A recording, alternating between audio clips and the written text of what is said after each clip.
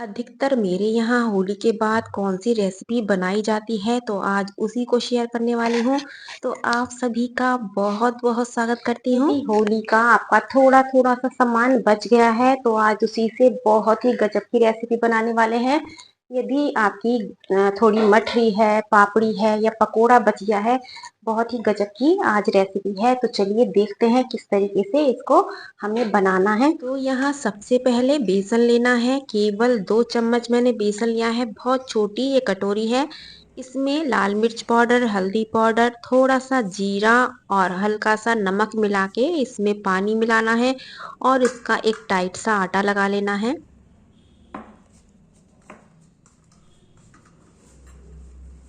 बहुत ज़्यादा ना टाइट बनाना है और ना ही बहुत ज़्यादा लूज़ बनाना है, और बहुत ही कम कम बताऊंगी सामान का, इसी से बहुत सारी बन के तैयार हो जाती हैं। ये देखिएगा, इस तरीके से इस बेसन को हमें तैयार करना है। तो इसे रखेंगे अभी साइड में। और यहाँ उसी कटोरी से नाप के 1.5 कप लेनी है सूजी। कोई भी आप मेजरमेंट लीजिएगा, इसमें 4 से 5 बन के तैयार हो जाएंगी। तो जितनी आपको चाहिए उस हिसाब से कटोरी का साइज बड़ा या छोटा आप कर लीजिएगा। कोई भी आप कटोरी लेंगे तो 1.5 कटोरी आपको सूजी लेनी है और आधा कटोरी मैंने यहाँ मैदा ली है।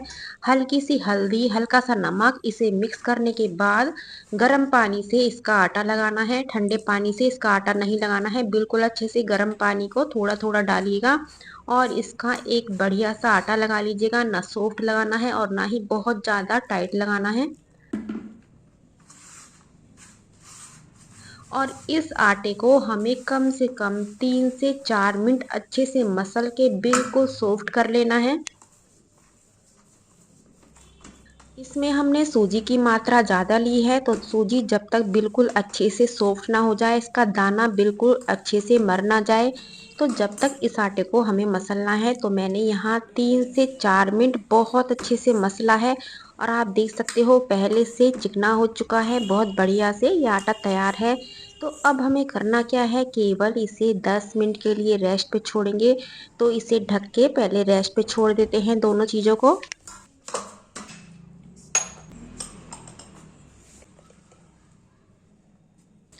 यहाँ रख लेते हैं कढ़ाई। कढ़ाई में जिसमें मैंने पानी पूरी, मठरी या कचौरियाँ बनाई थी, वही कढ़ाई में दोबारा से चढ़ा रही हूँ क्योंकि होली निकल चुकी है। बस इस कढ़ाई को आज खाली कर दूंगी। तो मैंने सोचा आपको बिल्कुल लास्ट में एक रेसिपी और बता देती हूँ। तो यहाँ जितनी देर में घी गर्म होता है, तो यहाँ 10 मिनट हो चुके हैं। अब हमें इस आटे को इस तरीके से हल्का सा ऑयल लगाऊंगी और इसको 4 हिस्सों में डिवाइड कर लेते हैं।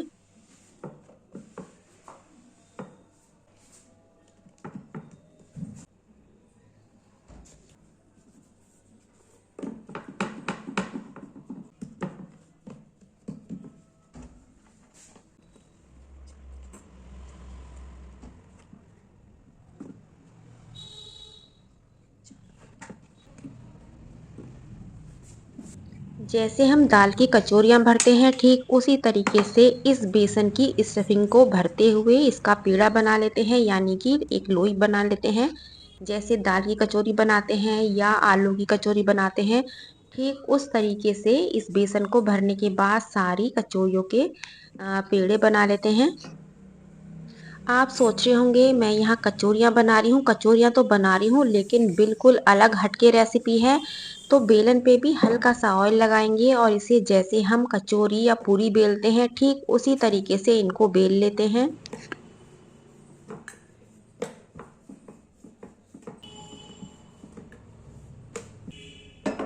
आप देख सकते हैं बहुत ज़्यादा ना तो मोटी बेलनी है और ना ही बहुत ज़्यादा पतली बेलनी है। बिल्कुल एकदम इस तरीके से मैं आपको किनारी दिखा देती हूँ, ये देखिएगा। तो सारी कचौरियाँ इस तरीके से बेल लेते हैं और गर्मा गर्म घी में इन्हें बढ़िया से फ्राई कर लेते हैं।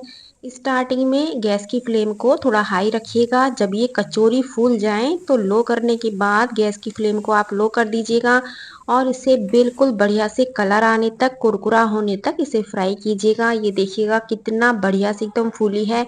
कलर भी बहुत बढ़िया से आया है। इससे भी आसान आपको आज बताने वाली हूँ। अभी बस देखते जाइएगा, बहुत ही गजब की, बच्चे तो खुश हो जाते हैं। तो चलिए इसे भी फ्राई कर लेते हैं। तो यहाँ एक एक करके मेरी चारों पूरियाँ यानी कि कचौरियाँ फ्राई हो चुकी हैं। पहले इसका कुरकुरापन देख लेते हैं। आवाज़ सुनवाती हूँ, बिल्कुल एकदम कुरकुरी है। और यदि आपको इस आटे को करने में भी दिक्कत हो रही है तो उसके लिए आप क्या करेंगे, जो हमने पानी पूरी बनाई थी उसके बाद उसी आटे से आप राज कचौड़ी बना के तैयार कर सकते हैं, जैसे मैंने भी की थी। लेकिन मैंने सोचा आपको इस तरीके से भी बता देती हूँ और ये भी बता देती हूँ। जिस आटे से मैंने पानी पूरी बनाए थे उसी आटे से मैंने राज कचौड़ी बना के ये तैयार कर ली है। इसकी भी आवाज सुनवाती हूँ। ये देखिए, ये और भी ज्यादा कुरकुरी है। तो जो भी आपको पसंद है, जो आसान तरीके से आप बना सकते हैं, वो कचौड़ी आप बनाइएगा। स्टफिंग दोनों की सेम होगी। तो चलिए थोड़ा इसको सजा लेते हैं और फिर इसके मजा लेंगे कितनी स्वादिष्ट बनती है। तो चलिए पहले इसे सजा लेते हैं। तो इसके लिए किस किस सामान की हमें जरूरत पड़ेगी। तो होली के बाद जो भी मेरा सामान बचा है वो मैं सारा इकट्ठा कर लिया है। ये है पापड़ी, जो कि पानी पूरी बनाते टाइम थोड़ा पिचक जाती हैं, तो वो पापड़ी बन जाती है। ये नमक पारे हो गए, मट्ठी हो गई, ये पानी पूरी के आलू हो गए, दही, सौंठ और चटनी ये तो नॉर्मल घर में सभी के रहती है। तो मैं ये समझती हूँ ये सारी चीज़ें आपके घर में होंगी। ये थोड़े से मेरे दही पकोड़े भी बचे हैं, तो ये सारी चीज़ें हमें इस चीज़ के लिए चाहिए। तो थोड़ा-सा तो आप समझ ही गए होंगे कि मैं क्या बनाने वाली हूँ। तो इस कचौड़ी को पहले इस तरीके से तोड़ लेते हैं ताकि हम सारा सामान इसमें भर सकें। साइज अपने अकॉर्डिंग आप छोटा बड़ा कर सकते हैं। जैसे मैंने यहाँ छोटे बच्चों के लिए बनाए थे ये, तो इस तरीके से छोटा साइज भी बना के आप तैयार कर सकते हैं। इसमें मैंने कोई बेसन की स्टफिंग नहीं की है, जो पानी पूरी बनाया है, बस केवल साइज को बड़ा कर दिया है। ये मुझे बहुत हल्की फुल्की बढ़िया लगती है, लेकिन जो कायदे में है वो बेसन की स्टफिंग करने के बाद ही ये राज कचौड़ी बन के तैयार होती है। तो इसमें एक पकौड़ा रख लिया है मैंने तोड़ के। पापड़ी, नमक पारा, जो भी आपके पास बचा हुआ सामान हो वो सारा भर दीजिएगा। इसमें जो मटरा की चाट होती है, बहुत से वो भी भरते हैं, लेकिन इस टाइम मेरे पास वो नहीं है, तो मैंने एक्स्ट्रा में कुछ भी नहीं बनाया है। जो सामान मेरे पास है केवल उसे ही मैंने इस तरीके से मैनेज किया है। तो यहाँ दही आ चुकी है, मीठी चटनी, हरी चटनी, जितना आप इसको पसंद करते हो सारी चीज़ों को आप इसके ऊपर डाल लीजिएगा। थोड़ी सी भजिया भी मैंने डाल दी है। भजिया पसंद नहीं है तो आप इस पे चुकंदर बारीक बारीक काट के वो भी डाल सकते हैं। थोड़ा सा अनार भी डाल सकते हैं। ये आपकी पसंद है। जैसे आप दही पकोड़ा सजाते हैं ना, ठीक वैसे ही आपको इस राज कचौड़ी को सजाना है। जीरे का तीखा पाउडर ये मैं इसके ऊपर छिड़क लेती हूँ। यदि आपको और तीखा चाहिए तो इस पे लाल मिर्च पाउडर, थोड़ा अपने हिसाब से इसको मिर्च मसाले डाल के, तो ये हमारी राज कचौड़ी बन के तैयार हो चुकी है। तो आपने देखा कितना एकदम झटपट से हमारी राज कचौड़ी बन के तैयार हो चुकी है। यदि हम चाहें बिना होली इस रेसिपी को बनाए तो बिल्कुल नहीं बनाने की हिम्मत होती है, क्योंकि राज कचौड़ी के लिए हमें बहुत सारा सामान जो चाहिए वो बनाना बिल्कुल मेरे लिए तो पॉसिबल नहीं है कि मैं इतनी सारी चीजें बनाऊं और उसके बाद में राज कचौड़ी बना के तैयार करूं। तो अधिकतर इसे मैं होली पर ही बनाती हूँ, तो इसलिए ये मैंने सोचा इस रेसिपी को आप लोगों से शेयर किया जाए। तो यदि थोड़ा थोड़ा सा सामान आपका बच गया है तो इस तरीके से आप राज कचौड़ी बनाइए और आज ही सब बच्चों को खिलाइएगा।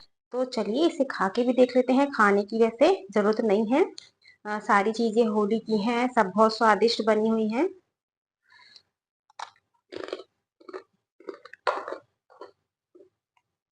एकदम बहुत सारा फ्लेवर एक ही कचौड़ी में मिल जाता है, इसलिए इसे राज कचौड़ी के नाम से जाना जाता है। इसमें पकोड़ा, आपके पास जो भी सामान है होली का वो आप इसमें थोड़ा थोड़ा डाल के ऊपर से दही, सौंठ, चटनी, मसाला सब कुछ डाल के इसे तैयार कर सकते हैं। तो रेसिपी पसंद आई है तो लाइक शेयर करना बिल्कुल मत भूलिएगा। कल फिर मिलती हूँ एक नई रेसिपी के साथ। Thank you.